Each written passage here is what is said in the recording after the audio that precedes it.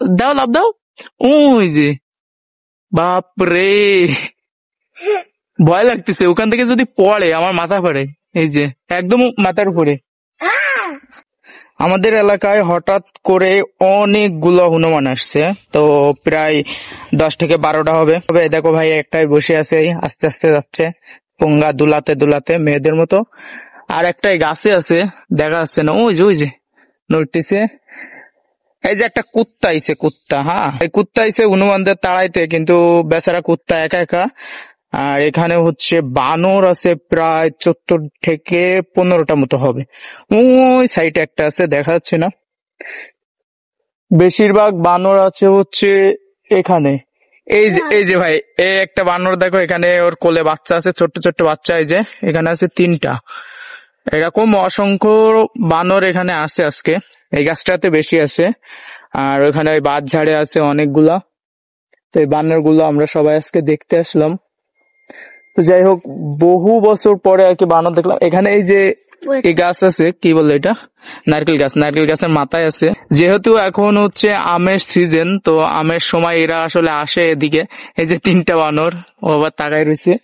আর এই যে কি বলে এটারে, কুত্তার অবস্থা দেখো, বেচারা কুত্তা এখানে দাঁড়ায় আছে আর আতঙ্কে আছে যে কখন জানি মারে। এই যে ছোট বাচ্চা বানর ডাকতেছে এখানে। এই গাছের মাথায় আছে ওই যে বানর।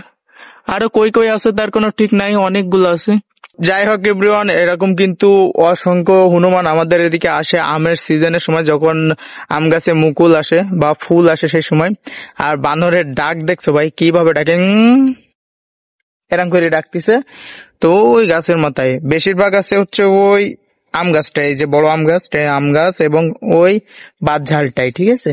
আর এখানে আছে এই যে 3 পিস বসে আছে এখানে দেখো। এই যে এরা কিন্তু আসলে ভয়ঙ্কর না বা আক্রমণ করে না, যতক্ষণ না আমরা এদেরকে কোন রকম ভয় দিই বা মারধর না দিই, ততক্ষণ এরা একদম শান্ত প্রকৃতির, কোন রকম কারোর কোনো ক্ষতি করে না। কিন্তু দুর্ভাগ্যবশত আমরা কি করি, গ্রামের মানুষ ওদের আসতে দেখে ভয় পায় এবং ওদের গায়ে ঢিল ঢিল ছুঁড়ে মারলে তখন ওরা একটু আক্রমণাত্মক হয়। এছাড়া কিন্তু এরা প্রচুর পরিমাণ ঠান্ডা প্রাণী। তো এখানে আরো অনেক পোলাপান আছে যারা দেখতেছে। এই যে পুকুর, এখান থেকে পানি খাচ্ছিল আর এই গাছগুলাতে বসে রয়েছে। তো দুর্ভাগ্যবশত এই আম গাছে এবার একটা আমও হয় নাই, এই জন্য বাদ ঝাড়ে বসে রয়েছে। এই আম গাছটা হচ্ছে আমাদের এখানে প্রত্যেক বছর আসে অনেকগুলা, আর এই বাগানটাও আমাদের। তো এখানে বসে আছে ওরা। তারপরে এই সাইডে দেখাবো, ওই সাইডে আর একটা বানর বসে রয়েছে। আর এই সাইডে ভাই একটা কুকুর আছে, ও বেচারা ভয়ে ভয়ে আছে। এই যে এই সাইডে, কই গেল বাবা, কই তুমি? ওই যে বসে আছে হনুমানটা, ওই যে বসে আছে ওখানে, ঠিক আছে, চুপচাপ বসে আছে। এখানে গাব গাছে আরেকটা আছে। ও, এখানে তো একটা আছে বাচ্চা, ওই যে ওই গাছের ভিতরে, ভালো বোঝা যাচ্ছে না। ওই যে যায়, ওই সুপুরি গাছে ঠেলে উঠিছে।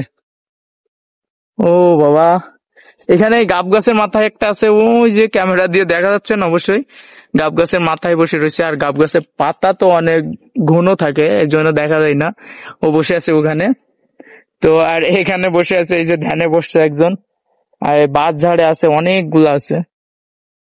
তো পোলাপানও আসছে অনেকগুলা এগুলোকে দেখতে।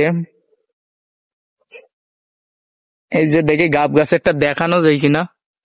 ওই যে হালকা একটু মাথা দেখা যায়, ওই বসে আছে। হ্যালো, হ্যালো ব্রাদার, ভালো আছো? এটা হচ্ছে একটা ছোট্ট বাচ্চা। এই যে সম্ভবত ওর মা হচ্ছে ওই বসে আছে নিরিবিলি।